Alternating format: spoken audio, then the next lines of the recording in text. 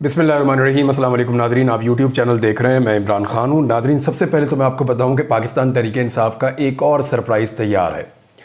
मेरी बड़े ख़ास लोगों से बात हुई, अभी मैं आपको डिस्क्लोज़ नहीं करूँगा, लेकिन 14 अगस्त पे पाकिस्तान तहरीक-ए-इंसाफ एक सरप्राइज़ देगी और हुकूमत उसके बारे में भी सोच नहीं सकती।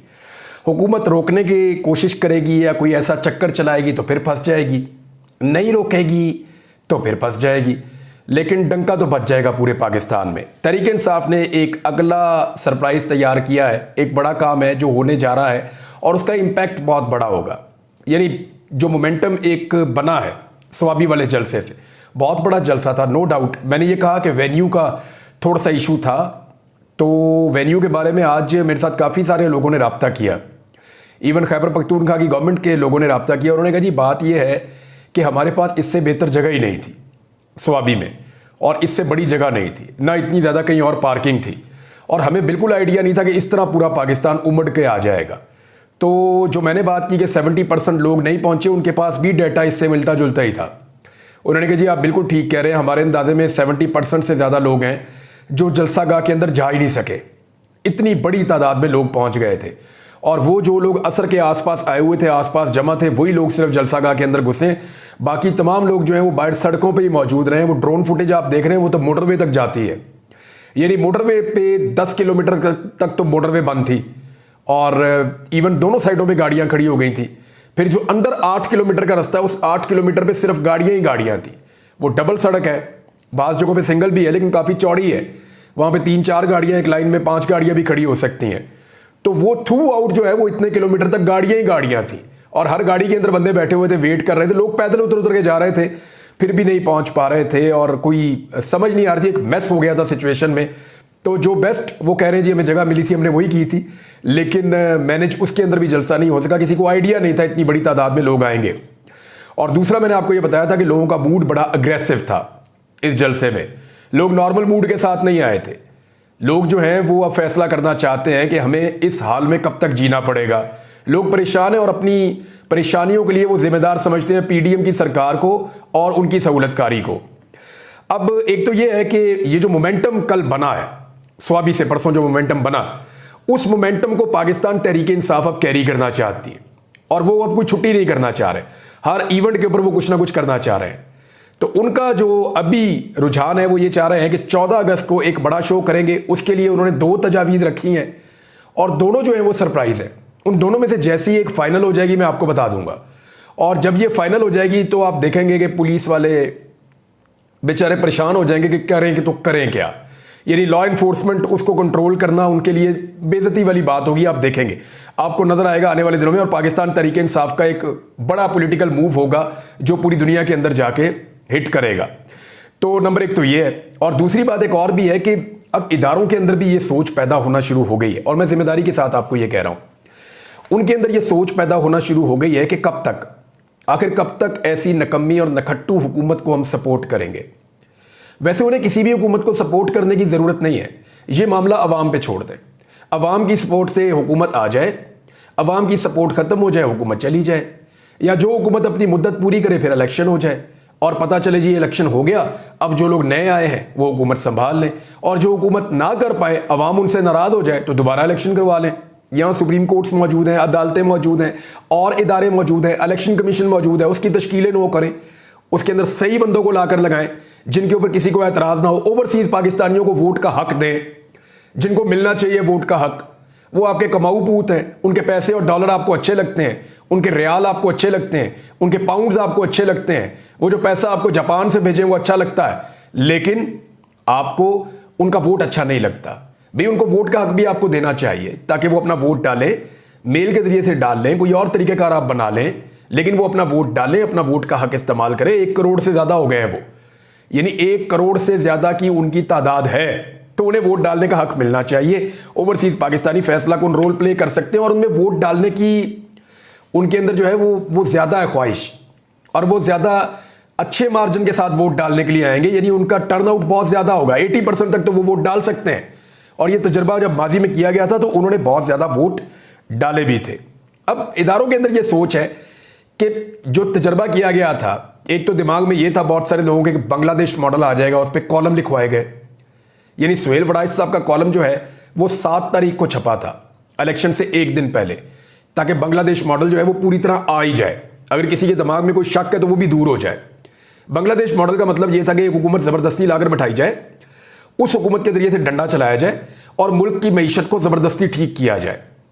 तो जब मईशत ठीक हो जाएगी तो मुल्क भी ठीक हो जाएगा और सियासी इस्तेहकाम भी आ जाएगा, रोला रप्पा जो है वो ख़त्म हो जाएगा।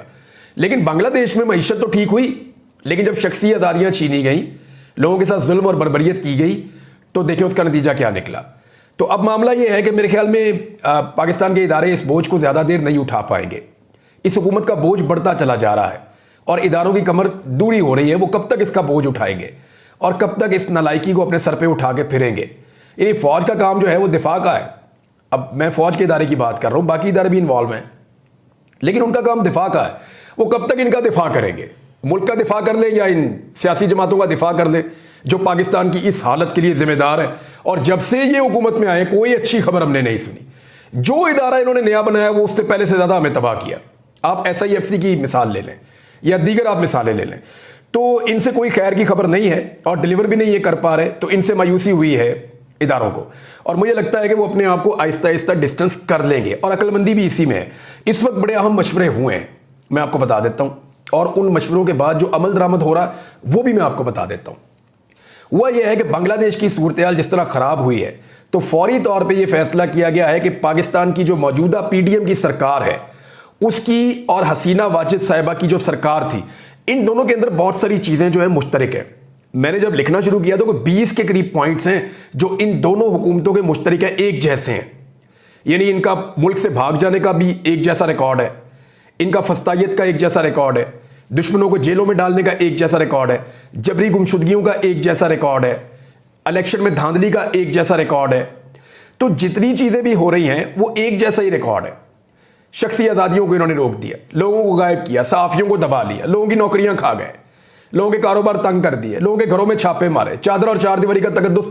ये वो सारी चीज़ें हैं जो PDM की सरकार और हसीना वाजिद की सरकार में मुश्तरक है। तो इससे पहले कि लोग इस मुमासलत को देखते, मैंने इसके ऊपर एक वीलॉग किया भी है, 10-12 पॉइंट उसमें मैंने बताए हैं, बड़े अहम, पिछला वीलॉग था वो। तो मामला ये है कि हसीना वाजिद और मौजूदा सरकार की मुमासलत से ये लोग बचना चाहते हैं। तो फौरी तौर पे एक प्रोपेगेंडा लॉन्च किया गया, उसमें कुछ सहाफ़ियों को और कुछ पंक्चर सियासतदानों को जो बेचारे इलेक्शन में पंक्चर हो गए हैं उनको और दीगर कुछ और लोगों को फौरी तौर पे लॉन्च किया गया और उन्हें कहा गया कि कुछ भी करो, उल्टे लटक जाओ, हसीना वाजिद और इमरान खान के अंदर मुमासलत पैदा कर दो। अब वो बेचारे पूरा जोर लगा रहे हैं कि जी हसीना वाजिद बिल्कुल इमरान खान की तरह थी, इंडिया भी इमरान खान से प्यार करता है और हसीना वाजिद को भी इंडिया प्यार करता है, फलां भी इमरान खान से प्यार करता है, हसीना वाजिद को भी फलां प्यार करता है। तो इस तरह की अब उल्टी सीधी कहानियां देना शुरू कर दी हैं। बल्कि उन्होंने कहना शुरू कर दिया कि जो मुजीबुर रहमान हीरो था, देखें शेख मुजीबुर रहमान हीरो तो हम कभी डिक्लेयर नहीं करते, वो तो बांग्लादेशियों का हीरो है। और बांग्लादेशी ये कहते हैं कि हमारी आज़ादी के लिए उसने सबसे बड़ा काम किया था, क्योंकि उस दौर में हम उसको मजलूम कहते हैं, एक सियासी मजलूम। मैं एक सियासत के तालिब इल्म के तौर पे जब बात करता हूं तो मैं उसको इसलिए कहता हूं कि वो ज़्यादा नशिस्तें जीता था और भुट्टो साहब कम नशिस्तें जीते थे, लेकिन इक़्तिदार भुट्टो साहब को मिल रहा था। ये एक ज़्यादती थी। जो जीता था उसको इक़्तिदार मिलना चाहिए था। 160 वाला इक़्तिदार लेगा या 80 वाला लेगा? अभी तो कहानी उससे भी बहुत आगे की है। यहाँ तो 30 सीटें भी नहीं जीती इन्होंने, PDM की जमातों ने, खासतौर पर PMLN ने तो 30 भी नहीं जीती। तीसरे नंबर की जमात है जिसको उठा के दूसरे नंबर पे पहुंचा दिया और पहुंचाने के बाद उसका वज़ीर आज़म भी बना दिया। तो ऐसी 2 नंबरी पाकिस्तान में हुई है। तो उस दौर में शेख मुजीबुर रहमान के साथ ज्यादती हुई थी, जो जुल्फ़िकार अली भुट्टो और एस्टेब्लिशमेंट के गठजोड़ के साथ हुई थी, और ये रिकॉर्ड का हिस्सा है। सरकार ने जो महमूद रहमान कमीशन रिपोर्ट एक बनवाई थी उसकी बुनियाद के ऊपर ये रिकॉर्ड का हिस्सा है। ये कोई हम अपने से नहीं कह रहे, यह बाकायदा रिपोर्ट के अंदर लिखा हुआ है और ये सारी चीज़ें तारीखी हक़ाइक़ है। पूरी दुनिया इसको जानती है, UN तक इस चीज़ को जानता है, सारी दुनिया में इसका ढिंडोरा है। फिर इंडिया ने अपनी सियासत की, अपनी सियासत चमकाई, कैसे पाकिस्तान को 2 लख्त किया गया वो एक अलग कहानी है। लेकिन बांग्लादेशियों का जो हीरो था वो उसकी बेटी की करतूतों की वजह से वो ज़ीरो हो गया। यानी लोगों ने लिहाज नहीं किया इस बात का कि इसका बाप जो है वो हमारा बानी था इस मुल्क का, उन्होंने लिहाज नहीं किया। उन्होंने कहा जी इसकी बेटी ने जबर और फस्तायत किया है, इसके बाप को भी सजा मिलनी चाहिए। उसके पुतलों को जाके लोगों ने जूते मारे और उसको तोड़ा है। अब ये साबित करने के चक्कर में सहाफ़ी और कुछ और लोग दिन रात के इमरान खान और हसीना वाजिद के अंदर कोई मुमासलत निकाली जाए, निकाल नहीं सकेंगे। क्योंकि वो नेचुरल नहीं है। जैसे ही ये इंसिडेंट हुआ, लोगों ने फौरी तौर पे इसको जोड़ दिया मौजूदा पाकिस्तानी सरकार के साथ, और पाकिस्तानी सरकार नहीं चाहती कि इसको पाकिस्तानी सरकार के साथ जोड़ा जाए, क्योंकि ये उस तरह के अंजाम से बहुत ज्यादा डरते हैं। देखिए ना, जब श्रीलंका में हुआ तो ये खौफजदा हो गए, जब यही सारा कुछ हमने अफगानिस्तान के अंदर होते हुए देखा तो यही लोग खौफजदा हो रहे थे, अब यही सारा कुछ बांग्लादेश में हो रहा है तो यही सारे लोग खौफजदा हो रहे हैं। हाँ, भारत के लोग ये कह रहे हैं कि इसमें पाकिस्तान या पाकिस्तानी एजेंसियां मुलव्वस हैं, मेरी नज़र में तो नहीं है। मेरी नज़र में ये जो बांग्लादेशी तलबा है उनकी अपनी एक तहरीक थी और उनको कोई सपोर्ट नहीं थी, वो बगैर सपोर्ट के खड़े हुए, जैसे इंडिया के अंदर किसान खड़े हो गए थे अपने हक के लिए। उन्होंने हर किस्म की सियासत से बाहर निकल के अपना हक छीनने के लिए उन्होंने बड़ा लंबा प्रोटेस्ट किया। इसी तरह ये तलबा खड़े हो गए और ये जाने देते गए, लेकिन ये अपने मौक़िफ़ से पीछे नहीं हटे। अब सूरत हाल ये है कि देखें, जबरी गुमशुदगी में वहाँ पे 86 अफराद का पोस्टर है, मैंने पेस्ट भी किया है सोशल मीडिया पे। 86 अफराद अभी भी वहाँ पे जबरी तौर पे गुमशुदा हैं बांग्लादेश में, जिनको गायब किया गया था। अब वो लोग ढूंढे जा रहे हैं, उनको निकाला जा रहा है जहाँ जहाँ पे उनको किया गया है। और उनका जो इंटेलिजेंस चीफ है जनरल ज़िया, उसको मुलाजमत से ही फारिग कर दिया गया है। जो आदमी इसके लिए रिस्पॉन्सिबल था कि बंदे उठाओ गायब करो, ये बोलता है इसको गायब कर दो, वो बोलता है उसको गायब कर दो, हसीना वाजिद की सारी मुखालिफ आवाज़ों को वो बंद कर देता था, गायब कर देता था, मावराए कानून गायब कर देता था। ये नहीं वो कहता था चुक लो सारे। तो ये सारी हरकतें वहां पे हो रही थी। अब ख्वाजा आसिफ साहब पाकिस्तानियों को डरा रहे हैं आमरीत से, यानी मार्शल लॉ टाइप की धमकी दे रहे हैं कि जनाब ये ना किया जाए, वो ना किया जाए, वरना पाकिस्तान में मार्शल लॉ लग सकता है। मैं स्टेटमेंट आपको पढ़ के सुना देता हूं। उन्होंने कहा कि आम कौमी मामलात और इदारों पर सवाल खड़े करके आमरीत को दावत ना दी जाए। ख्वाजा साहब, मार्शल लॉ नहीं लगता इस मुल्क में, ये 24-25 करोड़ लोगों का मुल्क है, कोई मजाक थोड़ी है, हलवा है। यहाँ पे मार्शल लॉ लग जाएगा। पहले 4 दफ़ा मार्शल लॉ पाकिस्तान में लगा, पाकिस्तान आज तक भुगत रहा है। पाकिस्तान का जब भी रिकॉर्ड निकाला जाता है, रिकॉर्ड के अंदर लिखा हुआ होता है कि इस मुल्क में बार बार मार्शल लॉ लग जाता है। ये मेरे ख्याल में एक नया दौर है और यहाँ पे मार्शल लॉ लगने का इम्कान, अब मुझे तो नहीं लगता कि यहाँ पे मार्शल लॉ लगने का फिलहाल इम्कान है। माजी में क्योंकि अमेरिका को पाकिस्तान के अंदर बड़ी सहूलतें चाहिए होती थी, कभी अफगानिस्तान के बारे में, कभी ईरान के बारे में, कभी चीन के बारे में, अभी शायद उनके इस तरह के इंटरेस्ट नहीं है। और अगर वहाँ पे जो नई गवर्नमेंट बनने जा रही है, जो बाइडन की सोच और तरह की थी, कमला जो है वो बड़ा अच्छा इलेक्शन लड़ रही हैं, कमला हैरिस जो हैं वो डोनाल्ड ट्रंप को बहुत टफ टाइम दे रही हैं। बहुत मुमकिन है कि वो इलेक्शन जीत जाएं, लेकिन डेमोक्रेट्स जीते या जो है वो रिपब्लिकन्स जीते। अब वो यहाँ पे इस खित्ते के अंदर उनकी वो बड़ी दिलचस्पी नहीं है जो पहले थी। हाँ, यूक्रेन साइड पे उनकी दिलचस्पी हो सकती है, पाकिस्तान से कुछ सहूलत अगर वो मांगेंगे, पाकिस्तान जितना कर पाएगा बतौर इत्तेहादी उनका वो कर सकता है, लेकिन एक लिमिट से आगे हम भी नहीं जा सकते। बहरहाल यहाँ पे मार्शल लॉ को मेरा नहीं ख्याल कि अब दुनिया वेलकम करेगी और पाकिस्तानी वेलकम नहीं करेंगे। मार्शल लॉ तब लगता है जब पाकिस्तान की अवाम तमाम सियासी जमातों से तंग आ जाती है। यानी जब जब पाकिस्तान में मार्शल लॉ लगा, लोगों ने निकल के मिठाइयाँ बांटी, लोग निकल के लोगों ने अन्य मिठाइयाँ बांटी, लोगों ने मिठाइयों की दुकानें खाली कर दी। नवाज शरीफ के दौर में परवेज मुशर्रफ आए, मैंने अपनी आंखों से देखा, मैं अच्छे होशो आवाज में था उस वक्त। लोग निकले जनाब, उन्होंने मिठाइयाँ बांट रहे हैं, दूध वाला दूध बांट रहा है, मिठाइयों वाले मिठाइयाँ बांट रहे हैं, लोग पैसे दे रहे हैं, आतिशबाजी हो रही है, फायरिंग हो रही है, लोग खुश हो रहे हैं। फिर मैंने देखा कि इससे पहले भी हमने सुना बुजुर्गों से कि जब अयूब खान था तो उसके भी, जब ज़िया-उल हक था तो उसके लिए भी लोग ऐसे ही थे।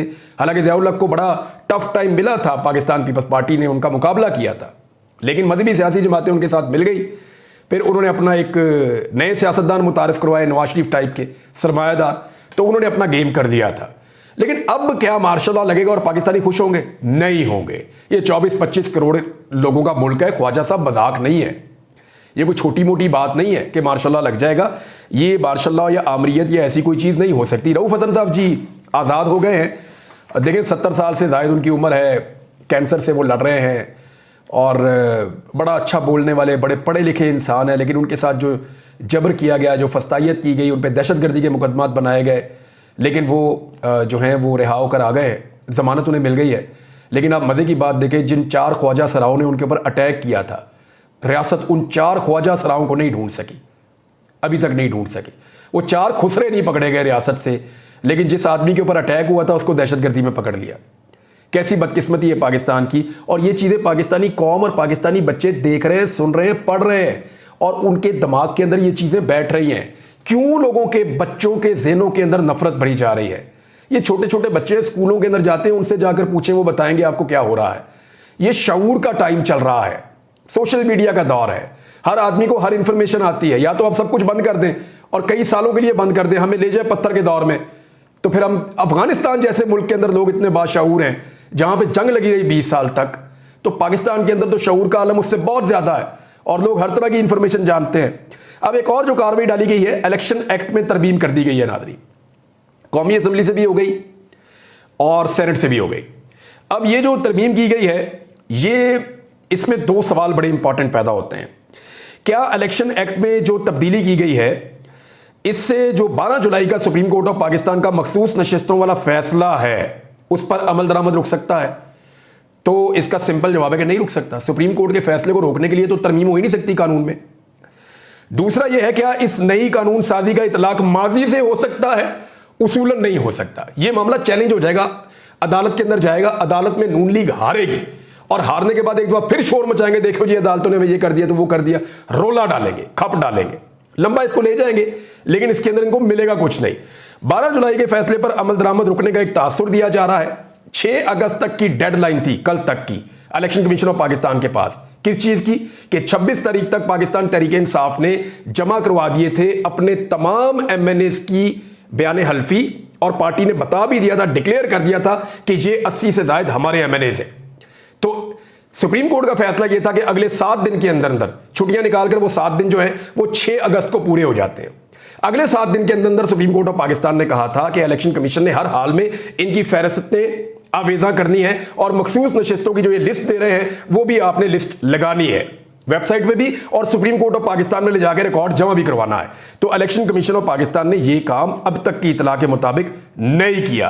तो इलेक्शन कमीशन ऑफ पाकिस्तान के ऊपर पाकिस्तान तहरीक इंसाफ अगर चाहे तो अब जाकर एक रेफरेंस दायर कर सकती है, या उनके खिलाफ तौहीन अदालत में जा सकती है, या सुप्रीम जुडिशियल काउंसिल से रब्ता कर सकती है कि सुप्रीम कोर्ट ऑफ पाकिस्तान के फैसले के ऊपर, अक्सरियती फैसले के ऊपर अमल दरामद नहीं हो रहा।